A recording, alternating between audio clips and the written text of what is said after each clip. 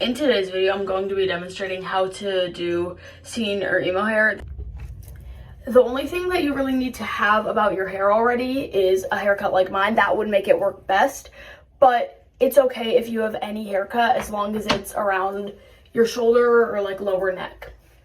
This is me with a middle part, and if you have a middle part, which most people do, just brush it to the side to create a side part, and it works best if you, with your newly created fake bangs, you just pin it to the side to prevent it from getting in the way. The first step is to just brush your hair out. That's step one, and going on to step two. Step two is really optional because, like I said at the beginning, it really depends on your hairstyle. If you have a scene or emo haircut like me, you can completely skip step two unless you like woke up with a middle part or something. Because I'm doing this in the morning, just side part it if you have a middle part or any kind of hairstyle that is long enough to do this. Step three is to straighten your hair. As you can see, I have pin straight hair, but I still straighten it while doing this because, as you can see, there's still some volume there, and this works best if you have it completely straightened. But if you have really wavy hair to really curly hair, you don't have to do this because this kind of hairstyle works best with any kind of hair type. Really curly scene emo hair, it still looks great. But if you have really straight hair to slightly wavy hair, I would recommend straightening it. I straighten my hair at 325 degrees, but this part is all on personal preference. Whatever you like to have your straightening iron set at.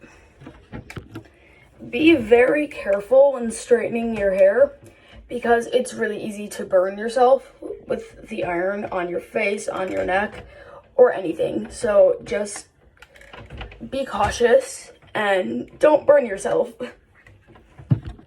Once you've straightened it, fluff it up a little bit just so that the back and the front kind of morph.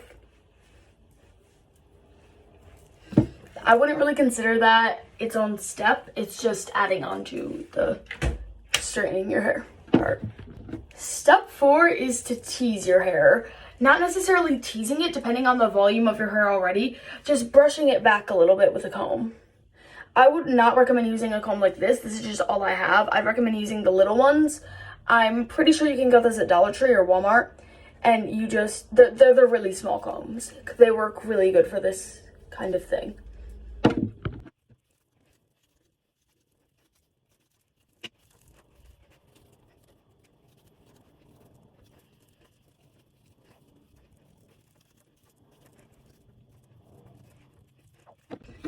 This is how my hair looks after teasing it, and the next step is to spray it with hairspray. I'm using Instant Freeze hairspray by the brand Aussie.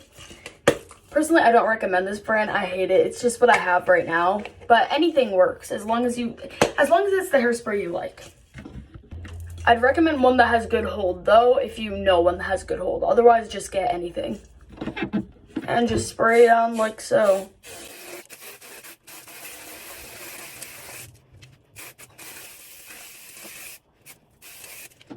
And then if your hairspray is like mine and it likes to stay wet for a really long time, just sit there and let it dry for a bit.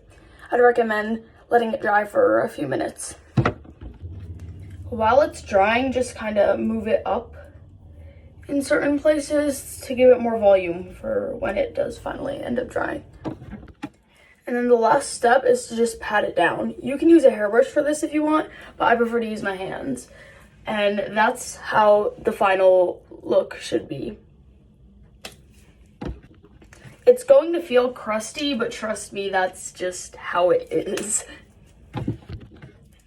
And that is how to do scene emo hair.